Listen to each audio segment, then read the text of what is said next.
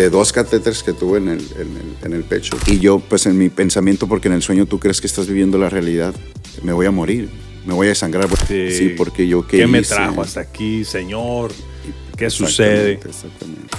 Para mí no fue miedo, no fue... Por mi mente no pasó la opción de me voy. Te dije también, ¿sabes qué? Si tomas la decisión Y me dijo... de irte para Cancún, me dijo, si tomas la decisión de irte, yo lo voy a entender porque entiendo mi condición, sé cómo estoy, sé a dónde voy. Y no valoramos eso que ya tenemos, la salud, ¿no? Y con problemillas, con situaciones que por ahí se presentan. De alguna manera, fíjate, aplicaste lo que dice la palabra. Guardaste tu corazón. Exactamente. Sobre toda cosa guardada, guarda tu corazón. Porque de él mana la vida. Muy bien, buenas noches, estamos aquí, noches para mí, para usted, quién sabe, ¿no? Estamos aquí una vez más en esta ocasión, en el capítulo número 3 de JN Podcast, ¿no? En esta ocasión contamos con invitados especiales, ¿sí? Es la primera vez que tenemos invitados especiales, no van a ser los únicos, así que no se sientan tan especiales, pero sin duda que lo son, ¿no? Los tenemos aquí desde lejos, bien, de nuestra hermana República del Norte, ¿no? Los Estados Unidos. Pero les voy a pedir que se vayan presentando. Adelante, tenemos aquí a una pareja. Pues, vamos a empezar con la dama. Damas primero. Con la dama, muy bien. Adelante. ¿Cuál es tu nombre? Yadira. Yadira Cunningham. Ok, muy bien. Y tenemos también a... Jonathan Sainz. Jonathan Sainz, muy bien. La ocasión del que ustedes estén con nosotros, la verdad es que tienen un testimonio muy fuerte, un testimonio impactante, que yo nunca había tenido la oportunidad de escucharlo de lleno. ¿Sí? Había tenido algunas por ahí anécdotas que me platicaba de repente su hermano o alguna otra persona, ¿no? Pero nunca lo había escuchado de lleno, ¿no? Y tuve la ocasión hace un par de días o ayer, antier, ya ni me acuerdo, ¿no? Y la verdad es que me impactó, ¿no? Lo que Dios hizo en sus vidas es algo que está grueso, ¿no? Y esa es la ocasión del que estemos en esta noche aquí compartiendo, ¿no? Porque hay que hablar de lo que el Señor ha hecho con ustedes. Quisiera hablar acerca de su experiencia de vida. ¿Ustedes se conocieron hace cuánto? ¿Quieres tú comentar sobre eso? Sí. Muchas personas piensan que nos conocimos hace poco, pero en realidad Jonathan fue una de las primeras personas que yo conocí en Phoenix. Yo trabajaba en el colegio, hacía cafés, trabajaba de barista y le hacía cafés todos los días. Él llegaba a la cafetería y pedía su café y yo le preparaba y duré preparándole el café como por unos 4 o 5 meses. Pero de todos los días sí platicábamos. ¿Y cómo te quedaban los cafés? Que él te lo diga. Pues mira, te voy a contar la anécdota. Yo le tenía que dar el vaso para que él le echara el azúcar porque yo me pasaba o me faltaba. Entonces él le tenía exactamente la medida. Entonces ya lo veía venir y ya le daba el vaso y él le echaba y yo ya le ponía el espresso y todo lo demás. Así nos conocimos en el café. Pasaron 4 o 5 meses y lo dejé de ver. Y él jugaba fútbol con mi hermano, se conocían, eran amigos. Y un día viene mi hermano y me dice, ¿sabes qué? ¿Te acuerdas del Johnny? Y le digo, sí, oye, ¿qué pasó con él? Hace mucho tiempo no lo veo. No, me dijo, el Johnny está muy enfermo, dice, está en el hospital. Y yo, ¿cómo? ¿Qué le pasó? No, me dice, no la va a librar. Entonces lo dejé de ver por un tiempo. Ya ahorita él platicará el por qué lo dejé de ver. ¿Enfermo de qué, Yadira? Yo nunca supe.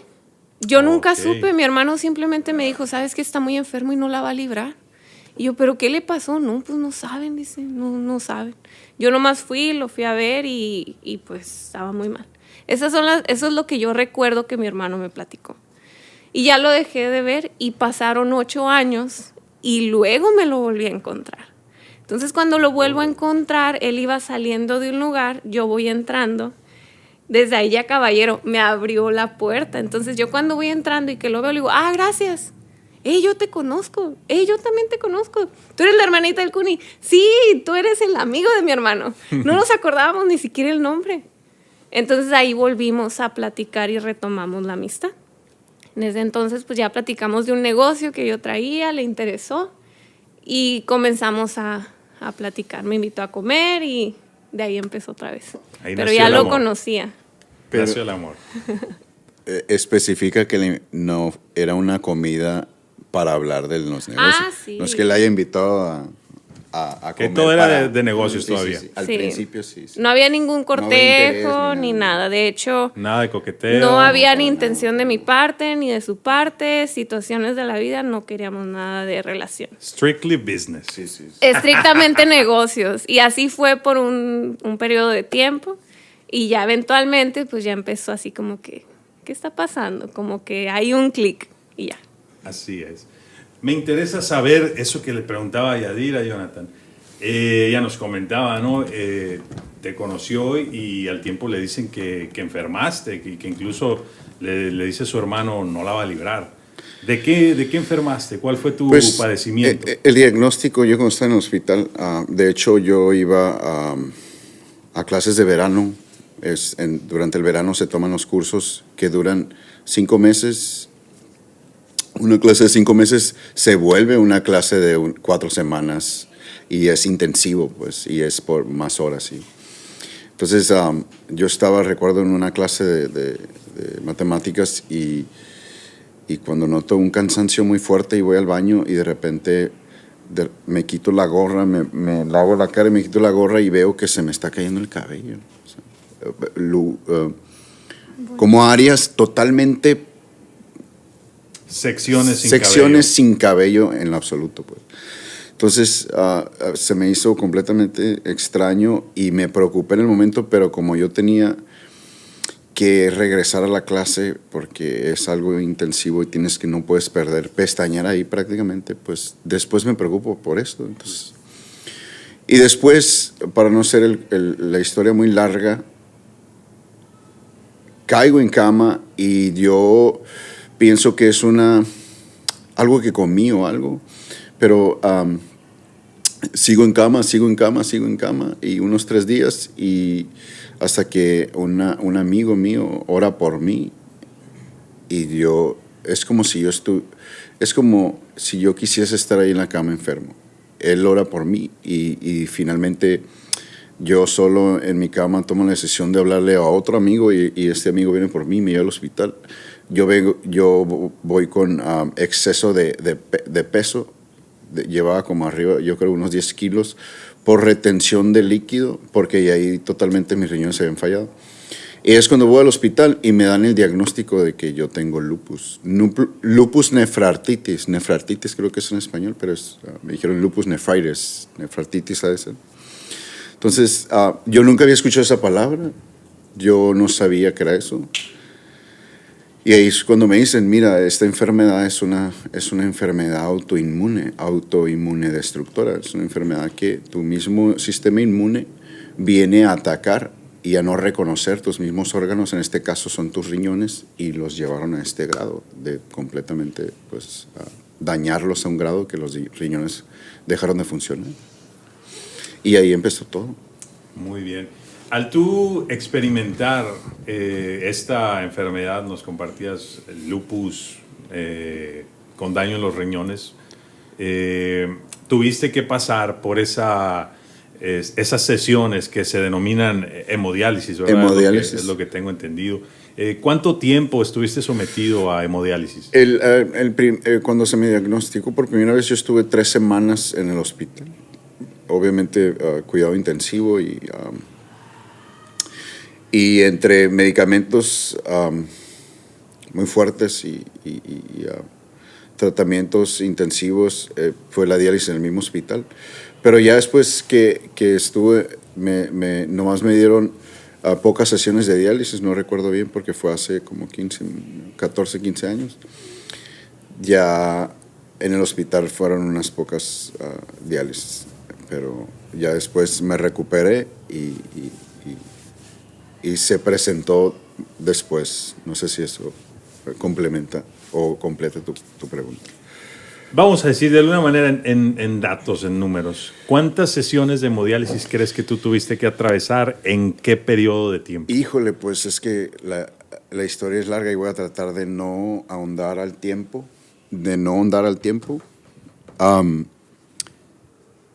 Se me diagnostica el lupus, estoy 3 semanas. De hecho, me tienen que mandar a mi casa porque ya no me pueden tratar porque en ese entonces yo no tengo seguro médico y tampoco logro yo obtener seguro que da el gobierno por cuestiones migratorias. Y pues me envían a mi casa y ahí es cuando yo me empiezo a recuperar. Pero en ese proceso después de haber sido diagnosticado, yo caí por comer, como yo estaba en una dosis muy fuerte de inmunosupresores. Los inmunosupresores, para la gente que no sepa, es medicamento que es para el sistema inmune y simplemente como atontarlo, pues lo reprime. Y a causa de eso, pues no tenemos las defensas al 100% o las defensas fuertes para poder que el sistema inmune combata virus tan sencillos como la gripe, etc, etc. Entonces yo consumo este queso fresco de leche pasteurizada, de leche sin pasteurizar. Entonces, por lo regular, alguien normal esas bacterias, el sistema inmune las destruye, pero en mi caso, con inmunosupresores, mi sistema inmune no logró combatir esas bacterias y yo obtengo esta infección. Me da esta infección en el líquido amniótico que corre en la columna vertebral, que se transforma en esta enfermedad que se llama meningitis listeria, una de las más mortales. ¿Padeciste eso padecí también? Eso también, por eso te estoy diciendo muchas cosas pasaron. Pues. Entonces yo, obviamente estoy en cama y de repente tengo un dolor. Yo no padezco para nada de dolores de cabeza ni nada. Tengo un dolor. No más lupus, meningitis y... Yo me refiero al dolor de cabeza, ¿no? Pero yo tengo este dolor tan intenso en mi cabeza que ni siquiera puedo hablar y eso es lo que pasa con la meningitis, que está infectado el líquido amniótico que corre por la columna hasta el cerebro y ese líquido se infecta y lo que hace es empezar el cerebro se empieza a inflamar hasta al momento en que el mismo cerebro está topando con la estructura ósea por adentro. Entonces se llega a inflamar y es un dolor completamente fuera de este mundo, pues. Yo no puedes ni llorar ni hablar. Entonces lo único que hacen es, hablan a la ambulancia me lleva al hospital y ahí mismo llegó un momento en que esperando para que me atendieran, antes de hacerme la prueba que hacen para la meningitis, que es una aguja muy grande, como muy parecida a la aguja, la epidurnial que les dan a las embarazadas. Epidural. Es la anestesia, ¿no? Para las mujeres embarazadas. Es una aguja muy grande y ahí la introducen en mi espalda baja y la introducen para sacar el líquido ese y ahí lo prueban y ahí es cuando se tomó la decisión. Se ve pues que es esta infección, se detecta la enfermedad, obviamente, y me mandan a terapia, a cuidados intensivos y llegó un momento que ya me dejé de ser el fuerte y yo tuve que gritar para que me dijeran denme algo para el dolor y ahí es cuando yo soy introducido y presentado a la droga poderosa que es la morfina y eso es lo único que me quitó el dolor, pues.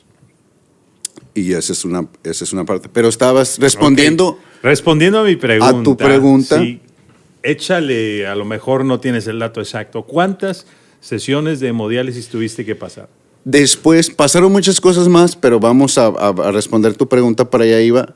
Yo vengo aquí a Mochis hace alrededor de unos 5 años o 6, más o menos no recuerdo, porque surge otra aparición relapso. Iba a ser relapse o flare-up. ¿Recaíste? Volví a recaer. Se presentó el lupus otra vez y como floreó otra vez, pues se manifestó y yo empecé a tener síntomas muy fuertes y yo tomo el primer avión y me vengo al día siguiente a Los Mochis. Y yo en el pensamiento, pues accedí a venirme hasta Los Mochis porque dije, la primera vez fue intenso y dije, pues esta vez si no logro yo sobrevivir, pues por lo menos puedo pasar este tiempo, el último tiempo de mi vida con mi familia, pues. La torre. Y ahí empezaron las diálisis yo iba al centro médico y ahí rápido, después de una semana, me ponen un catéter en el cuello y de ahí me hacen las diálisis. Y para serte sincero, el tiempo fue alrededor de unos 4 meses. Fueron diálisis 3 veces por semana, entonces saquémoslo de pluma. Por 4 meses fueron 3, la matemática ahí se los dejo de tarea, pero fueron 4 meses y se hacían 3 diálisis por semana. Ok. Esa fue la primera después de... La primera tanda de de hemodiálisis. La segunda tanda de hemodiálisis después de la primera, cuando yo fui diagnosticado con lupus y ahí me dieron diálisis también. Ok, al respecto, platícanos qué se siente estar en una sesión de hemodiálisis, qué experimentas en tu cuerpo y al mismo tiempo cuando estás ya sometido a una sesión de hemodiálisis que me imagino no debe ser nada placentero, ¿no? Nada agradable. ¿Qué hacías tú cuando estabas en esas sesiones de hemodiálisis? Entonces, primero empezamos con qué experimentaba tu cuerpo, cuál era tu sentir durante una sesión y después, si me puedes decir, ¿qué hacías tú? Estando durante esas sesiones, ¿a qué le dedicabas tu tiempo, tu atención? Antes de contestar esta pregunta, después de pasar a otro tipo de pregunta, dejando la hemodiálisis, ya no vamos a hablar de hemodiálisis después de que yo conteste tu pregunta. Puede que sí, puede que no. Porque lo que te estoy hablando hace 5 años, pasaron esos 5 años, yo me regreso a Phoenix, trabajo, sigue mi vida, y hace alrededor de unos 3 años, hace 3 años atrás, es cuando ya finalmente, ya mis riñones murieron por completo, y es cuando se me dice, tú ya vas a diálisis permanente. Ok.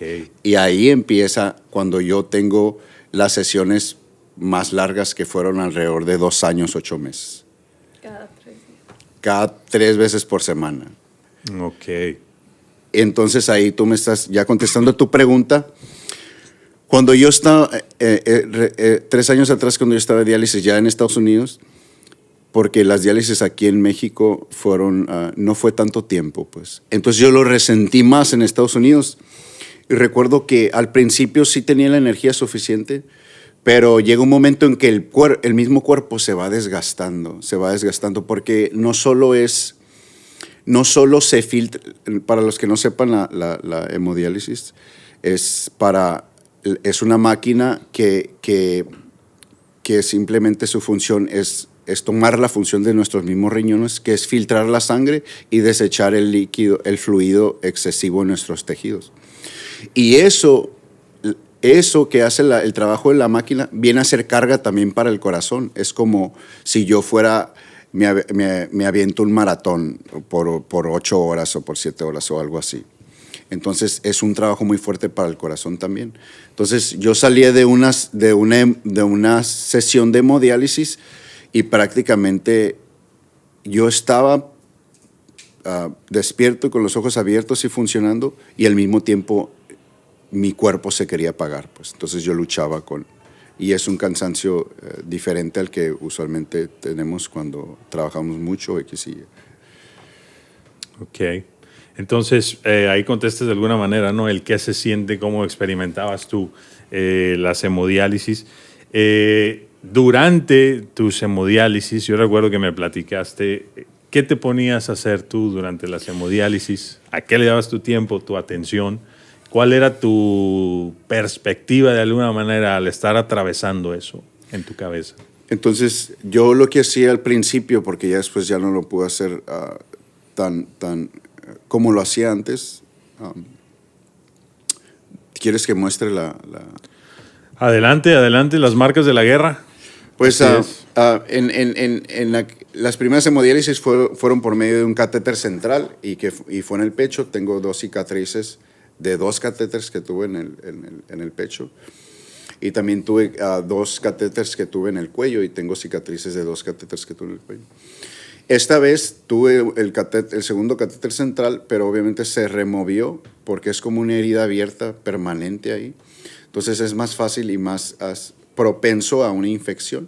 Entonces, se toma la decisión para que se proceda a una cirugía que es la fístula. Y la fístula es simplemente lo que le llaman a ellos es mover la arteria a la superficie de la piel, así como se ve en la superficie de nuestras venas. Una arteria se mueve de donde está hacia la superficie de la piel para ahí tener acceso a las agujas, que no son agujas que estamos acostumbrados a ver, es con boquete más grande y son más grandes, para inyectar la aguja en la arteria.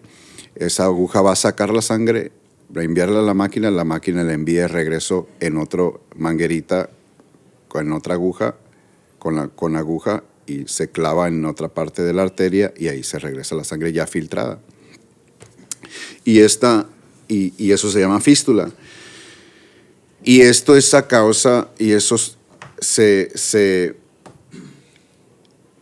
lo provocó después de 2 años, 7 meses, 3 veces por semana, el estar clavando esas agujas grandes, una aquí y otra acá. Entonces, esa es la arteria, simplemente está inflamada o el tejido se expandió, o cicatriz sobre piel cicatrizada sobre piel cicatrizada. Y también se inflamó, se hinchó el tejido de la vena y por eso se ve así. Pero pues si tú tocas aquí... Que tuve la oportunidad de hacerlo, ¿no? Y una vez más. Aquí se siente el torrente sanguíneo, pues. Es increíble, es como poner tu mano o tomar una manguera o más bien por la cual corre un torrente de agua, ¿no? Pero en este caso, pues es el torrente sanguíneo. Y si lograste sentir, el torrente sanguíneo va de acuerdo al pulso cardíaco, pues es como... Sí. Y esta es lo que surgió después de tanto piquete. Son las marcas de la guerra, o sea, es visible como tienes puntos donde tuvieron que entrar tantas y tantas y tantas agujas, ¿no? Platícanos, Jonathan, cuando tú estabas en las sesiones de hemodiálisis que eran tan fuertes, tan pesadas, ¿no? Tú tenías tiempo, porque eran sesiones de horas, ¿no? ¿Cuántas horas estabas en una? 4 horas. 4 horas, imagínate. 4 horas, más 3 veces a la semana. Más la preparación, el procedimiento de acomodar la máquina, desinfectar, clavar las agujas, preparar la máquina otra vez para empezar a succionar la sangre.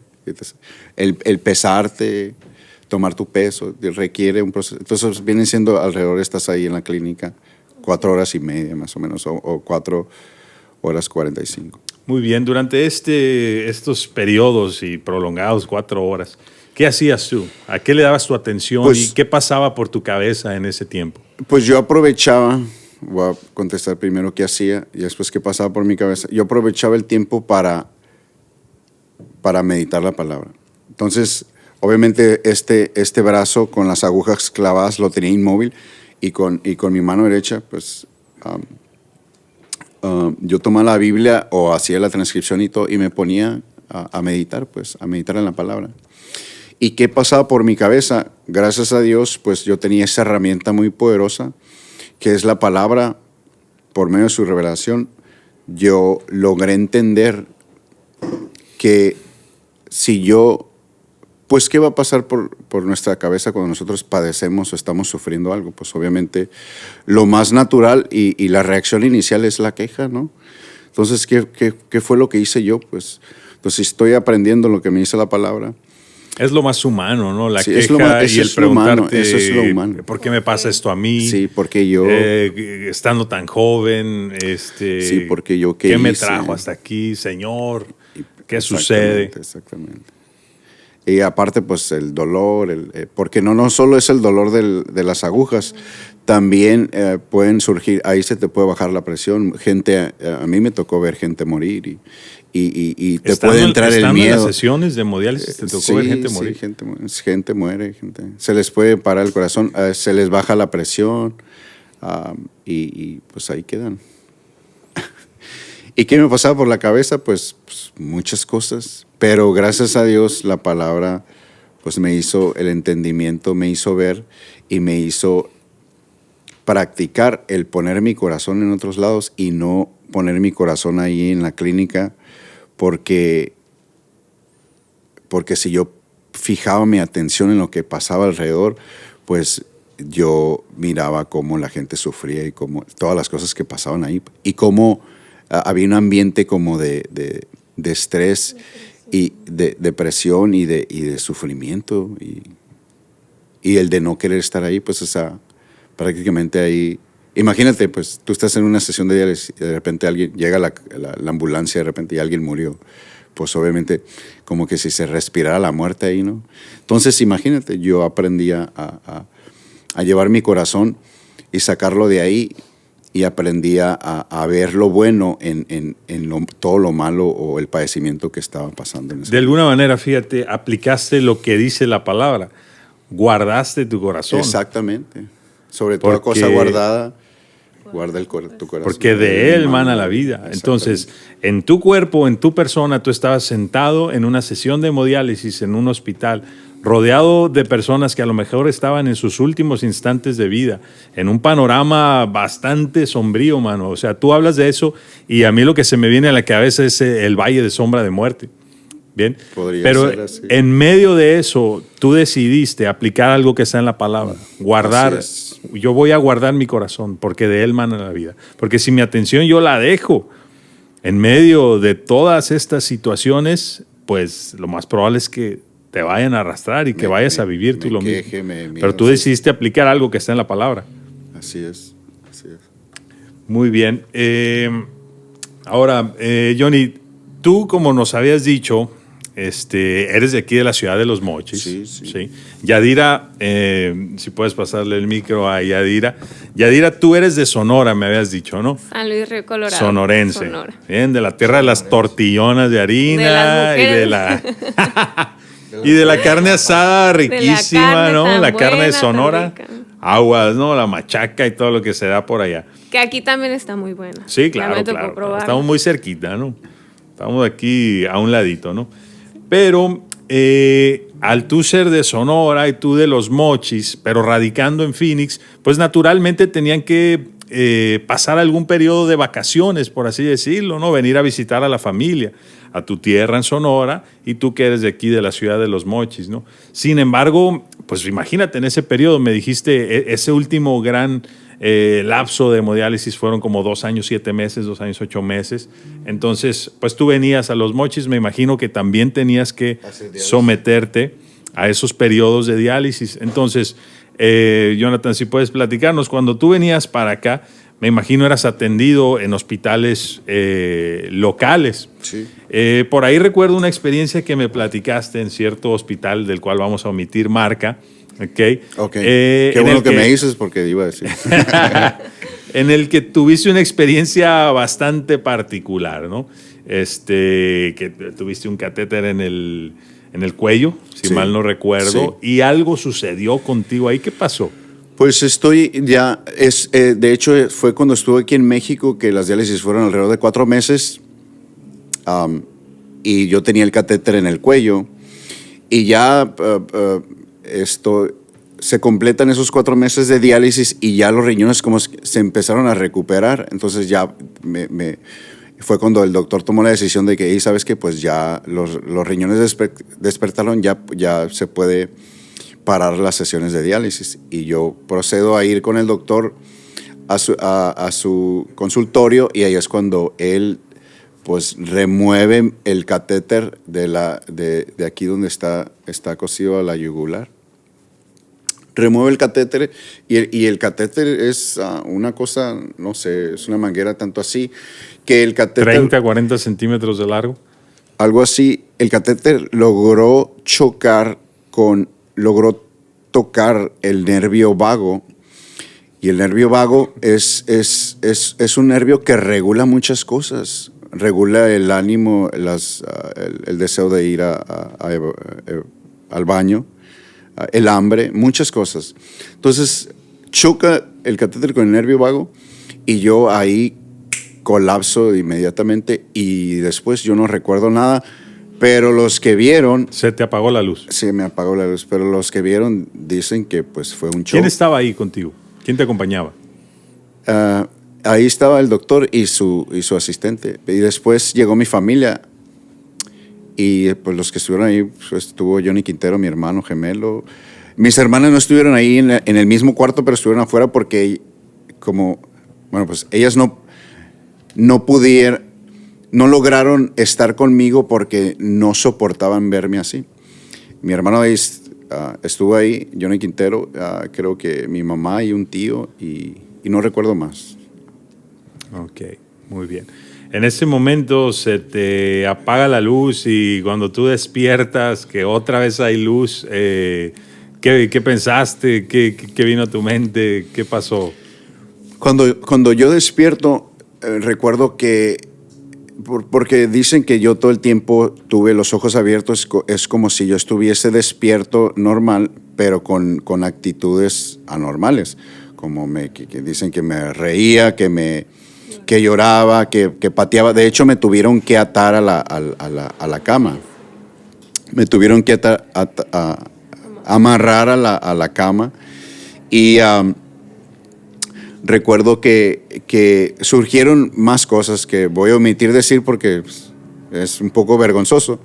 Pero fue algo totalmente pues, abnormal, toda la actitud que se tomó ahí. Obviamente no era yo, o sea...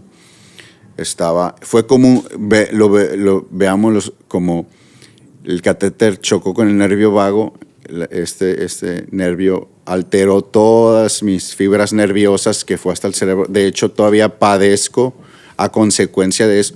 No padezco porque ya es parte de mí, ya son muchos años, pero a causa de eso, hasta la fecha, todo lo que es mi brazo derecho está entumido. Tengo esa sensación 24/7 de entumecimiento. O sea, yo lo puedo mover, pues, pero sobre la superficie de mi brazo, la piel, tengo esa sensación de entumecimiento. Como si estuviera un poco dormido. Sí, entonces yo aprovecho, hace poco le dije a mi esposa, hey, pues en lugar de inyectarme un medicamento que me tenía que inyectar en el abdomen, ponlo aquí en el hombro, pues, pero no siento. Aprovechar que está como anestesiado, llégale ahí. Y también la mano izquierda tiembla mucho, especialmente cuando me pongo un poco nervioso y cuando tomo cafeína, tiembla mucho. Y eso es a causa de... Pero lo primero que pasó, despierto yo. No despierto de que abro los ojos, simplemente la visión regresa a mí y recuerdo que yo tengo mucho frío, pero en realidad no es el frío, tengo convulsiones, entonces empiezo a convulsionar y en la pierna también y todo. Y es cuando yo no logro... Todavía en el primer instante no logro entender pues, qué es lo que está pasando. Yo estoy atado, medio atado a una cama y estoy como convulsionando o reaccionando. Como si tuviese frío, pero en realidad eran como convulsiones nerviosas. Ok, súper duro. Me gustaría que Yadira me contestara algo. Yadira, recuerdo en una plática que tuvimos hace poco, ¿no? Que tú dijiste en este tiempo, que fue un tiempo bastante difícil, Señor, bueno, si los riñones de Jonathan no van a funcionar, si ustedes estaban pidiendo un milagro, ustedes estaban pidiendo que Dios interviniera en el cuerpo de Jonathan, que sus riñones empezaran a funcionar, ¿no? Pero pasa el tiempo y de alguna manera, pues me imagino, naturalmente tú te empezaste a preguntar, bueno, Señor, si los riñones de Jonathan no van a funcionar, entonces habrá que buscar como una alternativa, como otra opción. Y recuerdo que tú viniste a México, hablaste con una persona que te pudo aconsejar al respecto y tú tomaste, me imagino, junto con Jonathan, pues la decisión de buscar una alternativa, que esa alternativa es un trasplante, ¿no? Si puedes platicarnos un poquito al respecto. Sí, así fue.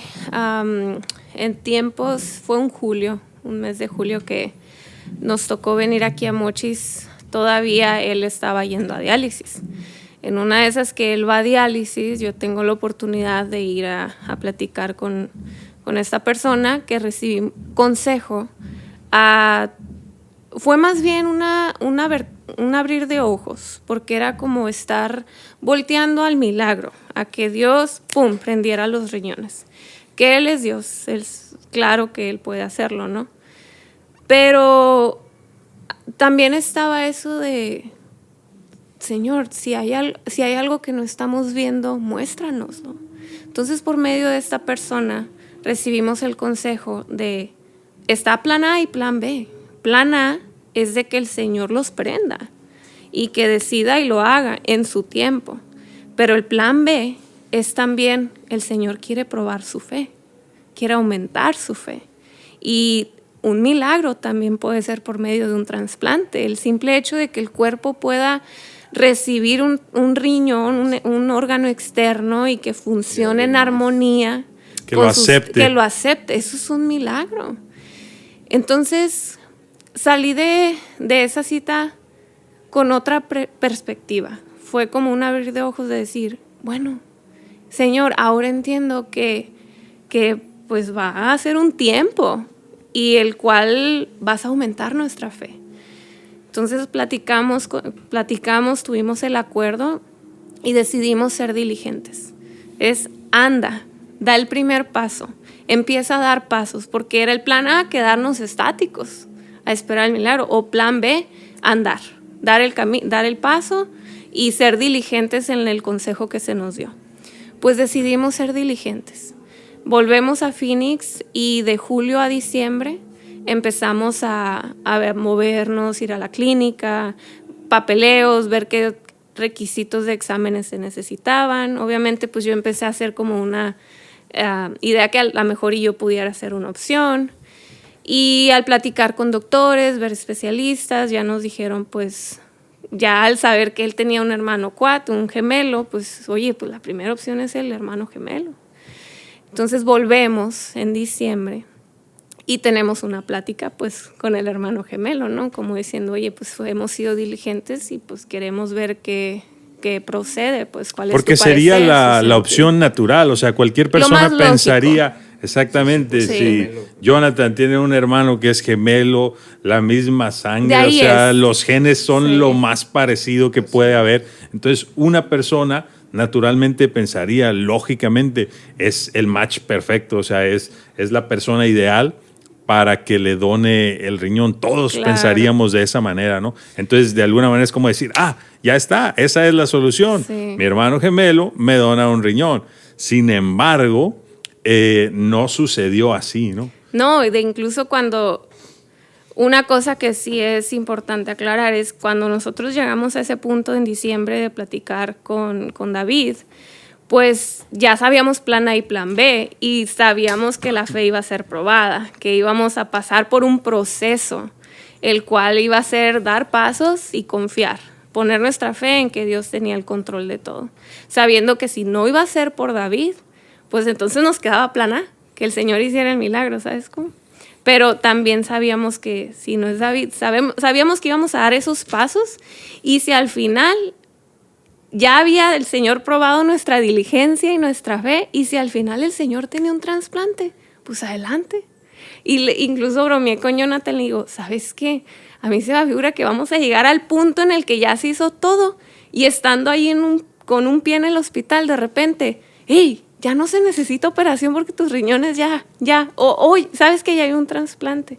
Entonces ya sabíamos que si era David o si no iba a ser David, el Señor ya lo tenía bajo control. Pues, ya. Así es. Acerca de esto,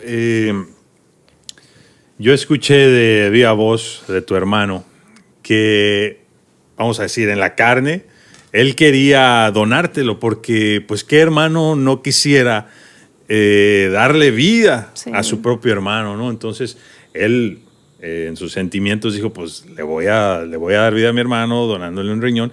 Sin embargo, él tuvo como que unas sensaciones y de parte de Dios empezó a experimentar como que no iba por ahí. Y incluso él dijo como que empezó a darte largas ahí, ¿no? Como que no sentía paz a la hora de hacer o tomar esa decisión, ¿no? Y de ya materializar esa donación de su riñón a ti. Entonces, esto es algo bastante peculiar porque, vamos a hacer un spoiler, Jonathan recibió una donación de riñón. Bien, pero esa opción más lógica, más clara, más natural, que era la de tu hermano, no se dio, porque en todo ese ínter entre que tu hermano no sentía paz por donarte su riñón, hubo una operación ahí bastante extraña, bastante canija, ¿no? En la que de repente, un día, ahora sí ya, ahorita di el spoiler, pero ahora sí lo vamos a tocar, ¿no? De repente, ustedes ya estaban en lista de espera. Sí. Para poder recibir ese riñón. ¿Y les dieron cuánto tiempo de espera? Pues cuando yo terminé con los exámenes, porque es un proceso de exámenes que tienes que ser sometido, y ahí es cuando, y aparte te educan, ¿no? Y tienes que ir a clases y hablas con diferentes doctores. Y ese me dijo, ¿no? Que la espera son alrededor de 3 años y medio o 4, o varía, ¿no? Entre ese lapso. Y esa es la espera. Y ahí, hasta ahí fue tu pregunta. Sí, 3 años y medio, 4 te dijeron que te ibas a tener que esperar, ¿no? Pero tú ya estabas en esa lista. Sí, así es. Y ya estaba. Y cuenta, el tiempo cuenta desde el día 1 que tú pisas una clínica de diálisis. Ahí cuenta el tiempo. Ok. En ese ínter, pues ustedes hablaron con David, o ya habían hablado con él acerca de esa donación. Sin embargo, en un tiempo anticipado, antes de que llegaran esos 3 años y medio o 4 que dices que podían ser, sí. Sucede algo. ¿Qué sucede? Un día ustedes reciben una llamada. Sí. ¿Cómo estuvo esa situación? Pero especifica que no fueron 4 años después. Sí, no fue. No. Fue mucho antes. Sí. David habló con nosotros y habló con Jonathan y le dijo que él no iba a poder ser el donante. Nosotros, de cierta manera, fue como ok. Entonces queda en manos de Dios. A las 2 semanas de que tuvimos esa noticia, el Señor dio el trasplante. 2 semanas después de haber hablado con David. Sí, ajá, más o menos como 2 semanas después. O sea, imagínate eso, tu hermano te dice que no siente la paz de hacer eso, él siente que de alguna manera tú ibas a tener una respuesta allá en Phoenix, porque tu hermano vive acá en México, ¿no? Entonces, 2 semanas después de que te da, vamos a decir, que esa decisión, o te comunica su decisión, reciben una llamada para decirles que ya está ahí un órgano disponible para Jonathan. Una oferta de riñón. Nos hablaron en un domingo a las 8 de la mañana. Nos hablaron, le estaban hablando a Jonathan. Jonathan pues estaba dormido. Me hablan a mí y me dejaron un mensaje de voz. Y yo no lo contesté. Lo vi la llamada, no la contesté. Y luego veo el mensaje de voz, la transcripción del mensaje. Cuando lo estoy leyendo, veo que decía clínica, Mayo Clinic, y es una oferta de riñón. Lo estoy leyendo y me entra la llamada. Contesto y la asistente, la encargada, la del programa, nos dice: hey, soy tal, estoy hablando de la clínica, tengo una oferta de riñón, y nos da las especificaciones del riñón. Si lo quieren, tienen que estar aquí en media hora. Nuestro departamento está a 25 minutos de la clínica. Estaba, pues. Entonces fue de que Jonathan, despiértate, vámonos. Me están hablando de una oferta de riñón, tal, así. Y pues se levantó, empezó a hablar con la coordinadora. Gracias a Dios, en ese fin de semana estaban mis papás ahí en el departamento, estaban de visita, y nosotros nos fuimos a la clínica. Estando en la clínica, no pasaron ni 2 horas cuando lo prepararon y ya, estaba listo para la cirugía. Pero hay un detalle muy curioso en esas 2 horas. Resulta que nos habló la coordinadora y la coordinadora dice: hay una oferta de riñón porque a la persona anterior se le ofreció, pero salió positiva a COVID. O sea, ese riñón era para alguien más. Para alguien más. Todo mundo pensaba que era para alguien más. Sin embargo, esa persona, me imagino, pues era la época de pandemia, obviamente. Sí. Y salió positiva a COVID. vamos a decir, se cancela o se anula su oportunidad, la oferta para él, y pasa a nosotros. Pasa a ti. Jonathan durante ese proceso del tiempo de que decidimos ser diligentes en movernos con el programa del trasplante, él se estuvo haciendo exámenes y análisis y todos esos resultados estuvieron ahí guardados. Por eso era la razón de la dieta estricta de Jonathan, de restringirse de alimentos, de estar con solamente 8 onzas de agua al día, porque no podía consumir más agua. Entonces eran muchas restricciones que por él ser obediente, por él seguir las especificaciones de los doctores al pie de la letra, guardar una disciplina, se mantuvieron esos resultados y al momento de ver quién era la siguiente persona apta para ese riñón, pues Jonathan fue el más apto, porque gracias a Dios todos esos resultados dieron perfecto para este riñón que tenían.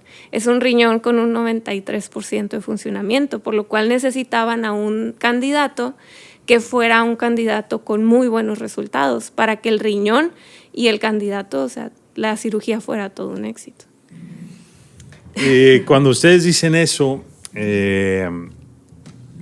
viene a mí un pasaje de la palabra que dice: y aquel que es poderoso para hacer todas las cosas mucho más abundantemente de lo que pedimos o entendemos, según el poder que actúa en nosotros. Porque una vez más lo digo, o sea, todos nosotros hubiéramos pensado, hey, pues el donante debe ser su hermano, es el match perfecto, es gemelo. Bien, y sin embargo, tu hermano siente que no era él, te comunica su decisión y ustedes dicen, bueno, pues Dios, queda en tus manos. Y 2 semanas después de eso reciben la llamada, un riñón que ni era para ti, terminó siendo para ti, porque el Señor es poderoso para hacer todas las cosas mucho más abundantemente de lo que nosotros pedimos o entendemos. Todos hubiéramos pedido pues el riñón del hermano, entendido que eso era lo más lógico y lo más natural. Sin embargo, Dios obra de manera poderosa, extraña, y tú terminas recibiendo, a lo que tengo entendido, un riñón todavía mejor que el que te podía haber donado tu hermano, porque tu hermano tiene los mismos años que tú, obviamente, son gemelos, ¿no? Y tú recibes de alguna manera como un riñón con más vida, más sano. Es algo que tú dices, no manches, ¿cómo sucede esto? Pues de hecho, cuando yo despierto de la cirugía, es cuando ya vienen los doctores y me dicen, hey, esto fue un éxito. Eran 2 doctores más enfermeros y se les notaba que estaban felices por lo que había pasado. Entonces, regreso un poquito atrás porque creo que es importante comentar esto. Nosotros oramos antes de la cirugía y recuerdo que obviamente también se da, el doctor te dice, mira, estás en las mejores manos, etc., así va a ser el procedimiento, pero también puede surgir que el riesgo de que mueras. Y lo curioso es de que nosotros recibimos una palabra, de una voz profética, y la palabra decía que yo sería contundentemente favorecido. Entonces imagina yo acostado y ya totalmente preparado para entrar al cuarto de cirugía. Minutos antes recibo esa palabra. Entonces, ¿cómo voy a cirugía yo? Pues con una paz y con una confianza de que todo va a estar perfecto. Porque a ti te encargaron, hey, despídete. Nos pidieron. Sí, también. O sea, el doctor, en caso conociendo las probabilidades, lo que suele suceder, que puede ser que ahí cuelgues los tenis, ¿no? Te dice, por favor, despídete. ¿En ese momento ya era tu esposa? Sí. Y en ese momento ya era tu esposa, porque esa es una cosa increíble de Yadira, si puedes compartirle el micrófono. Yadira, ¿cómo es que tú vas tomando la decisión de quedarte con Jonathan? Porque cuando, me imagino, tuvieron esa etapa de ya romance, noviazgo, todo eso, él tenía toda esta situación súper difícil en tu vida, en la vida de él, perdón. Y sin embargo, tú decidiste quedarte ahí y ser un soporte, una ayuda para él. ¿Cómo tomaste esa decisión o cómo fue? Cuando recién nos encontramos, la vez que él entró y yo salí del mismo edificio, yo llegué a pensar que tal vez había un propósito. Yo en esos entonces pensaba que había un propósito por lo cual pasaban las cosas, pero no tenía tanto entendimiento o conocimiento de Dios, la verdad. Entonces yo decía, bueno, a lo mejor ya hay un propósito que yo le done un riñón, sea mi riñón, y me conmovió mucho. Entonces yo me puse las pilas, empecé a comer como él comía. Él como que fue mi ejemplo. O sea, comer como él comía, hacer ejercicio y todo para yo estar en buenas condiciones o mi riñón estuviera bien para él. Eventualmente me doy cuenta que yo no puedo ser la donante, pero eso siguió. Cuando empieza a ver ese cortejo, hay un clic, te voy a decir la verdad, yo nunca lo vi enfermo a él. Él me platicaba su condición y lo veía y lo vivía, mas yo siempre tuve la certeza que no estaba enfermo o que era temporal, vaya. Era algo pasajero para ti. Era algo pasajero para mí. Tú tenías ese sentir. Sí, ajá. Entonces cuando él me dice, ¿sabes qué? Él tuvo una plática conmigo y me dice, ¿sabes qué? Voy a ir a diálisis permanente. Los doctores dicen que voy a diálisis permanente o con un riñón. Para mí no fue miedo, por mi mente no pasó la opción de me voy. Te dije también, ¿sabes qué? Si toman la decisión de irte para Cancún, está bien. Me dijo, si tomas la decisión de irte, yo lo voy a entender porque entiendo mi condición, sé cómo estoy, sé a dónde voy y pues puede que no dure mucho tiempo, dice. Sí me lo advirtió, pero yo sé que de alguna manera también mi corazón estaba guardado de eso. Como que no lo sabía, mas no tuve miedo, no tuve temor. Entonces dije, bueno, pues venga, no importa. Venga. Y eso fue durante el tiempo del noviazgo y él todavía no caía en diálisis cuando me propone matrimonio. Claro que fue algo como para familia, para amigos, de que, oye, pues, ¿cómo si está en esta situación? Me imagino que han de haber pasado miles de pensamientos, pero yo no puse mi corazón en ello. Yo era más bien como lo que yo siento, lo que yo veo, lo que yo creo. Empecé a conocer más de Dios por medio de él, sí, pero él no fue como que él me trató de convencer ni nada. Voy aprendiendo más de Dios, de sus promesas, de la palabra, aprendo a leer la Biblia porque yo no agarraba la Biblia. Entonces, poco a poco me fui dando cuenta y la palabra empezó a tener sentido en lo que yo estaba viviendo y sintiendo. Entonces me aferraba a la palabra. Entonces llegó un momento en el que pues era difícil la diálisis, pero llegaba y yo sabía que la sanidad venía. Entonces, así fue. Me propone matrimonio. Nos casamos y él sigue yendo a diálisis.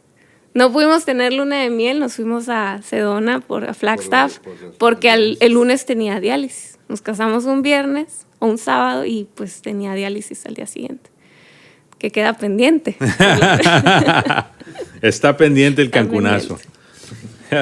Mira, Yadira, hablabas tú de una palabra que a mí me hacía recordar un pasaje de la palabra, ¿no?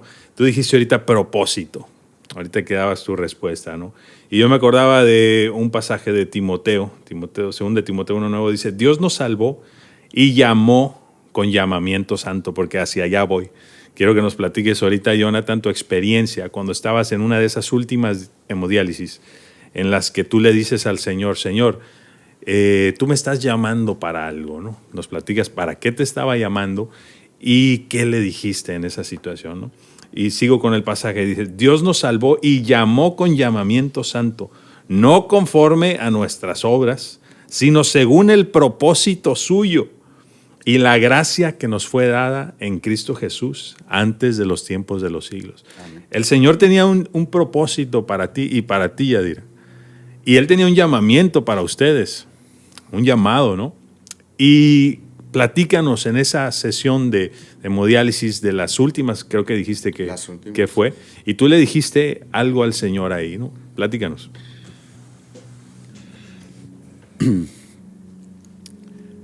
Yo estoy en diálisis y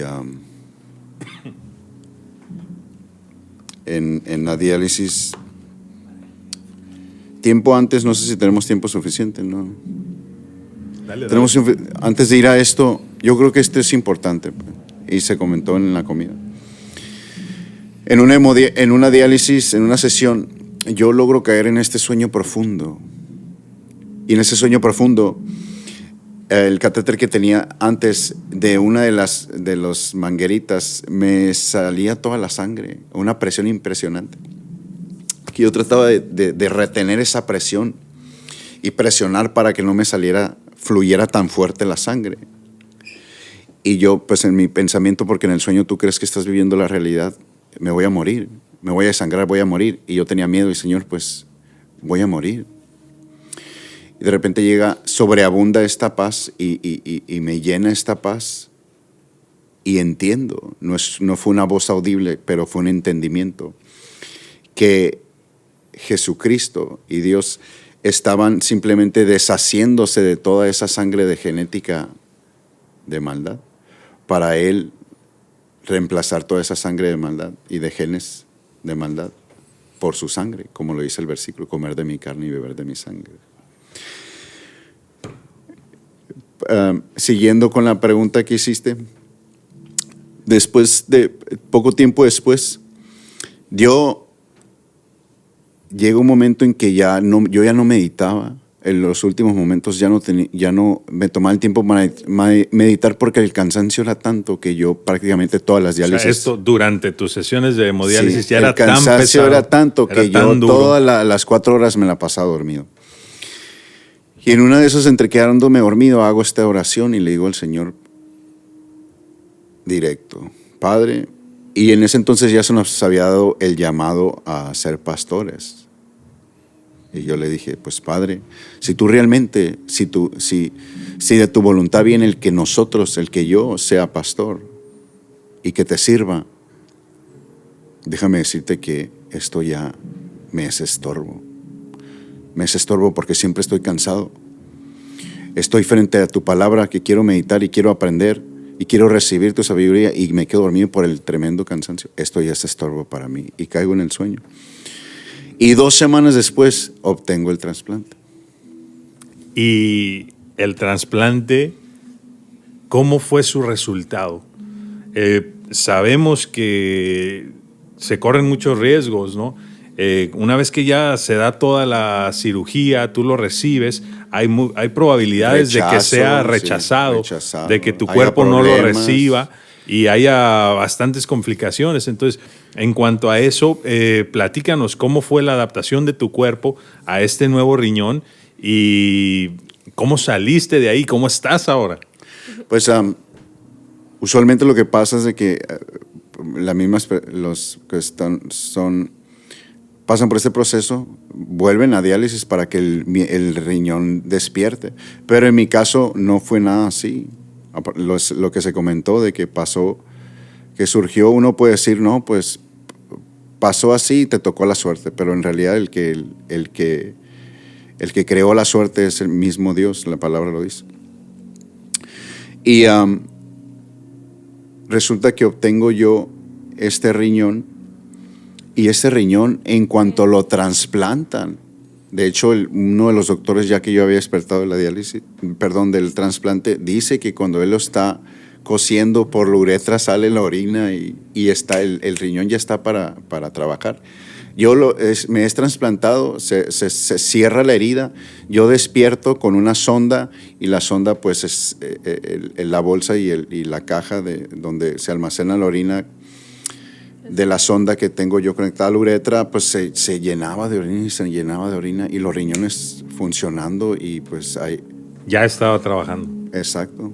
Ya estaba funcionando, ya estaba haciendo lo que se supone que debería de hacer. Así es. Sales tú del hospital, creo que vi por ahí algún video, alguna historia, sales tú en silla de ruedas, porque es algo natural después de una cirugía tan tremenda, tan canija, ¿no? Tan invasiva, sí. ¿Y al cuánto tiempo ya estás caminando? ¿Al cuánto tiempo ya estás recuperado? Híjole, pues me regañaban, pues porque, hey, que tú estar dormido o descansando o no te muevas o no hagas esto. Y pues nunca he sido así, ¿no? Y siempre he sido muy hiperactivo. Pero fue al cabo de 3, 4 días. A los 3, 4 días tú ya estabas caminando, Sí. ya ibas al baño, ya estaba tu riñón, vamos a decir, adaptado a tu cuerpo. Sí, bien aceptado y todo.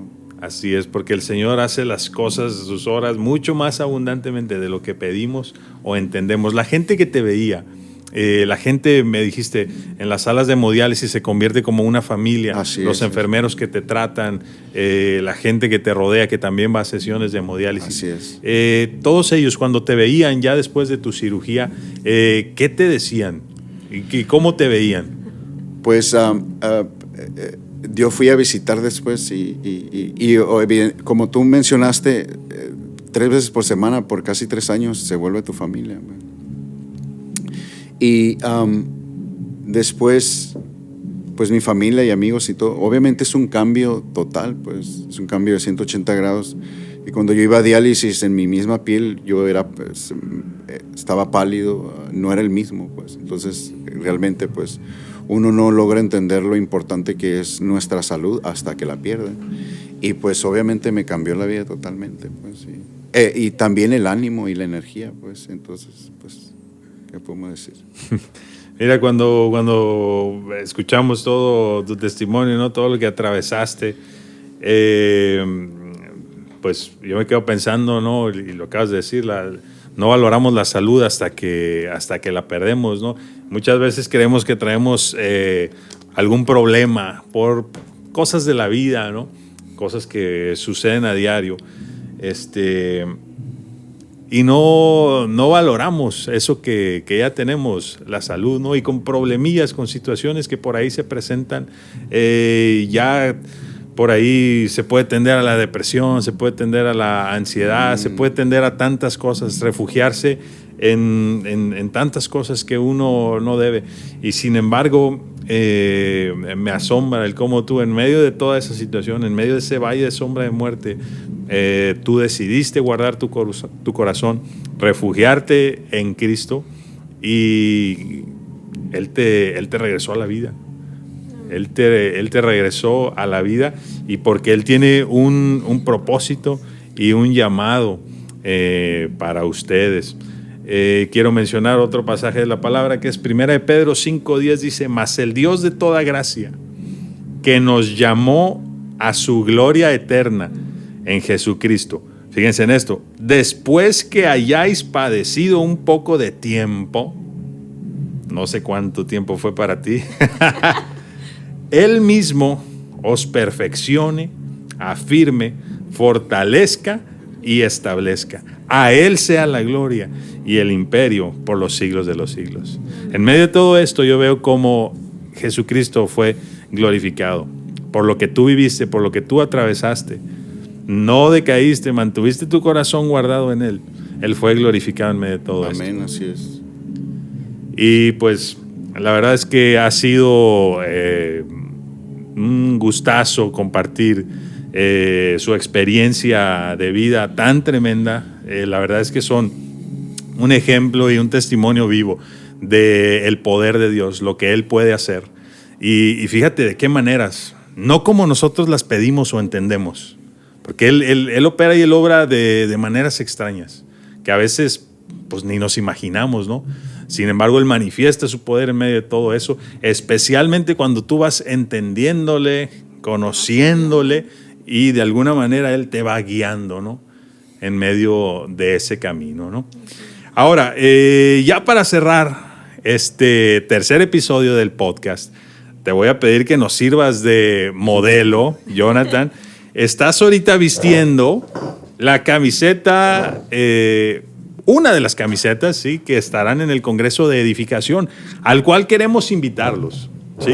El Congreso de Edificación está a la vuelta de la esquina, será del 3 al 5 de febrero, aquí en la congregación y tiene como lema, la palabra de Dios es viva y eficaz y más cortante que toda espada de dos filos. Qué importante fue para ti, Jonathan, el sostenerte en la palabra en medio de todas esas sesiones de hemodiálisis. Tú lo dices, tu brazo izquierdo ahí estaba sometido a las agujas, a los catéteres, pero con tu otro brazo ahí estaba sosteniendo la palabra, ¿no?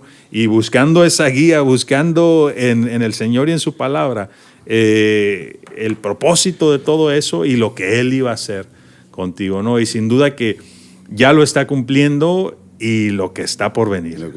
Amén. Este es el inicio de una nueva etapa, el inicio de algo mucho más grande que solamente Él sabe hasta dónde va a llegar. Amén. Solamente Dios lo sabe, ¿no?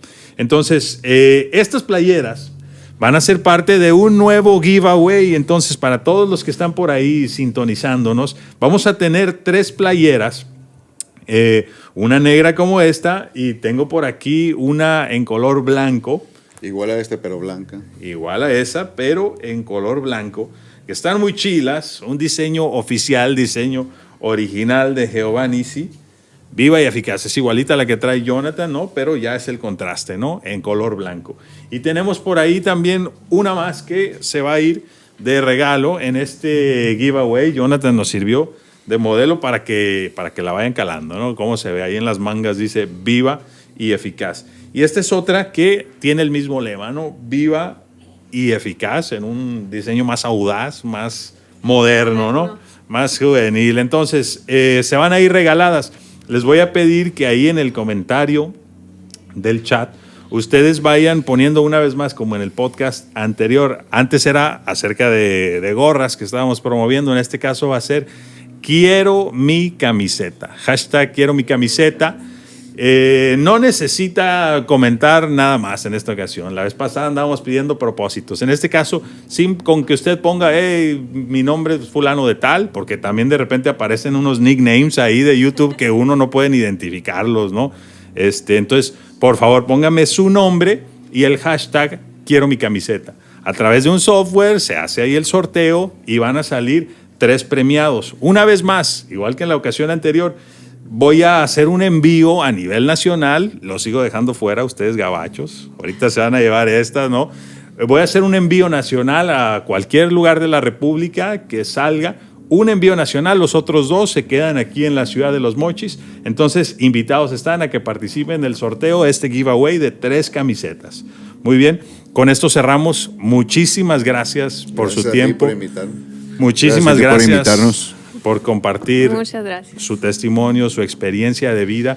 Y creo en Dios que esto será de aliento, de ánimo y de ejemplo para muchísimas personas, hombres y mujeres. Amén. Gracias por su tiempo. Amén. Con esto cerramos y cuídese mucho. Hasta luego. Hasta luego.